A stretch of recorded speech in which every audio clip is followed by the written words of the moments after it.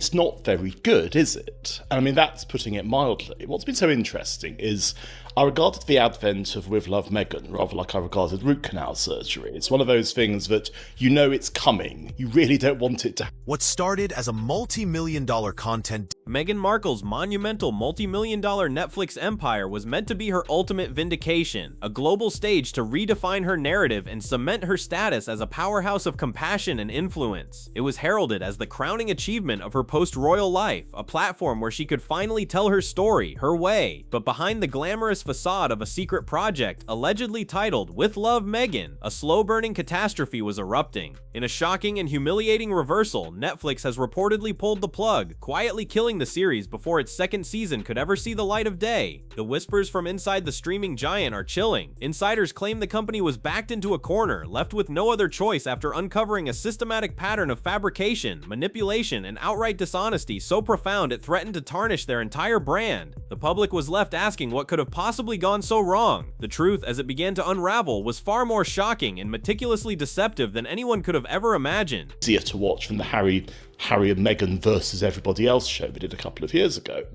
It's actually worse because the Harry and Meghan show at least had newsworthy lines, it at least had some purpose to it. Whereas that Netflix had no choice but to cancel the second season entirely. From Markle, but she calls herself Meghan Sussex in the show. And you keep thinking, is this going to be the new Meghan Sussex that we see? But there's all these bizarre touches in it. Like at one point, she says that she's going to have pretzel bags made up, and they're individually personalised pretzel bags. A production assistant leaked that a scene featuring the first deep crack in Meghan's carefully constructed image appeared in the one area she claimed as her moral high ground, her philanthropy. An avalanche of internal concerns at Netflix was triggered by the explosive discovery that multiple scenes depicting Meghan's passionate charity work were completely and shamelessly staged. A horrified production assistant, bound by a non-disclosure agreement but burdened by conscience, allegedly leaked the damning details of one particularly egregious scene. It was meant to show Meghan volunteering at a children's literacy center, a heartwarming display of her commitment to education, but it was a total fiction. The children, who appeared to adore her, weren't local kids at all. They were professional child actors, hired for the day and coached on how to interact with her. The mountains of books and school supplies presented as her generous personal donations were props that were reportedly packed up and returned the moment the camera stopped rolling. I know that Daniel loves peanut butter. I'm still going to label this. You always want to be conscious if someone has a nut allergy. Right. And there's another moment where this wonderfully demeaning and high-handed... Yeah. Yes, finally. Yes, hallelujah. I always have to give a preamble to whenever I talk about Meghan and Harry and say, I don't know them, I'm not haters, I don't care. But I think the way they have taken their 2 days, because they were really working royals for basically 2 days, and basically commercialized their experience in the royal family, and commercialized the royal family is so disrespectful to the Queen, who has basically dedicated her life in service to the royal family. I've always said, I think a lot of the things they've done after leaving the royal family has been very tacky, in particular the Oprah interview. But I think this was probably the final straw for me, because I just thought, wow, you're really... Even more cynically, the other volunteers working alongside her were simply members of Meghan's own personal staff, dressed down in casual clothes to create the illusion of a grassroots community effort. For Netflix executives who had invested millions in what they believed was a raw, authentic documentary series, this revelation was a profound and humiliating betrayal. The slow, dawning horror in the executive suites was that they hadn't funded a genuine humanitarian, they had funded a performance. What was sold to them as authentic, fly-on-the-wall moments of compassion were nothing more than carefully orchestrated and emotionally hollow deceptions designed for maximum public relations impact. The project was no longer a documentary, it was a commercial for a version of Meghan that didn't exist. This is what I forget, the virtue signalling and all that. I don't know how he and she can, through this Archiewell Foundation, can say things like, we won't rest until we've created world peace. Do you know what? You don't even know what honestly, it's almost so condescending. And for me, just go back to America and shut up. And I'm not surprised, because Netflix have probably gone, it's not going to work. Maybe Netflix have heard the noise against these two. I know she loves them. Well, I mean, it's... Sharon, I would love to hear what you have to say about this. Well, I'm like, welcome to the industry. You wanted to be a part of it. But fabricating charity events was merely the opening act in a far more disturbing play. The deception escalated from fake actions to stolen emotions, cutting to the very heart of her personal stories and manufactured vulnerability. Astute researchers and eagle-eyed viewers started to notice that some of Meghan's most gut-wrenching and emotional on-screen monologues felt uncannily familiar. The most damning example was a tearful, shaky voice story she told about the pain of experiencing racial profiling in a high-end grocery store. Her detailed account, the suspicious glances from a security guard, the knot in her stomach, the humiliation of being watched as she reached for her wallet was found to be nearly identical, in some parts word for word, to a viral Reddit post penned by an anonymous user back in 2017. Welcome. It happens so many times to so many people.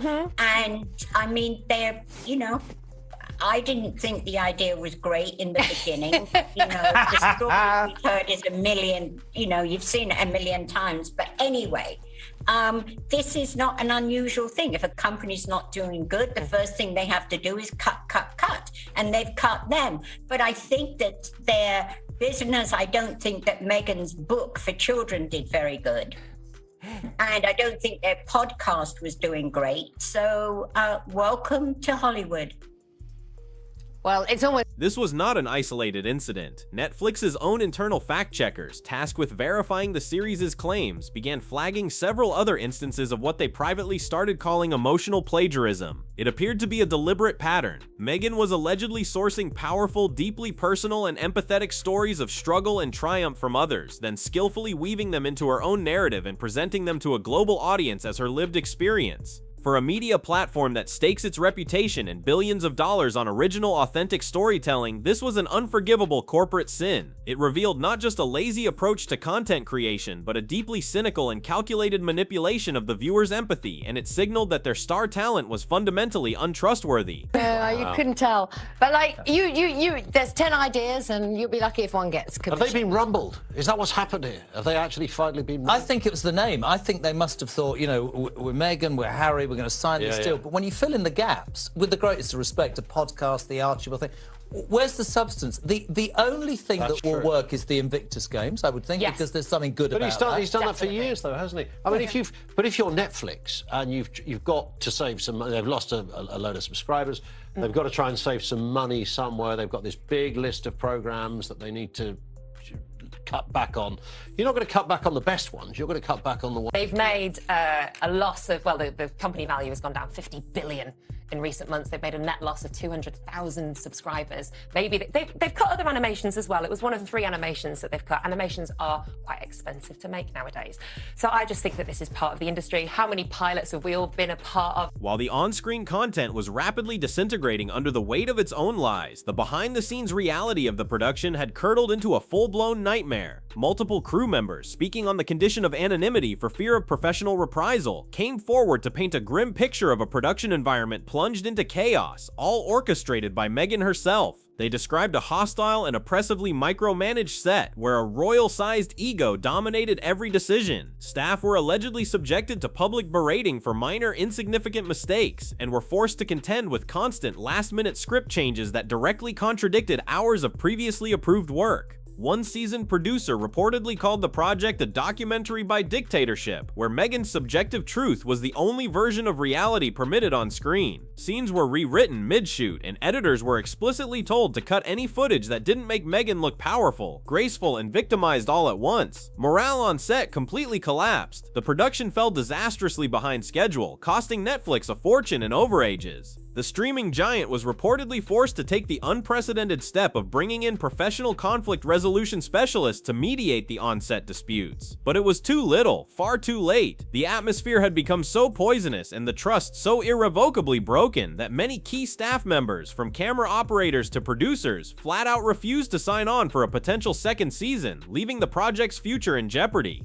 Meghan's reckless behavior wasn't just alienating her own production crew, it was creating a minefield of legal and financial nightmares for her corporate partners at Netflix. In early outlines for the series, Meghan had allegedly included several unsubstantiated and highly defamatory claims about the royal family. One particularly explosive accusation targeted a senior royal, claiming they had engaged in a cold and calculated dismissal of her severe mental health struggles during her pregnancy. When Netflix's panicked legal team requested even a shred of evidence to support this bombshell claim, a witness, an email, a text message, any form of documentation, her team reportedly could not provide any. Attorneys for the streaming service immediately flagged the segment as a catastrophic liability. They warned senior executives that the claim was potentially libelous and, given the lack of proof, would almost certainly trigger a multi-million-dollar lawsuit from a notoriously litigious Buckingham Palace. The risk was immense, not just financially, but reputationally. Under immense pressure from their own lawyers, Netflix executives made the decision to quietly pull the entire segment from the show. The immediate crisis was averted, but the damage to their trust in Meghan was irreparable. She had shown a willingness to cross a dangerous legal and moral boundary, and the company was no longer willing to risk its stability for her personal vendettas.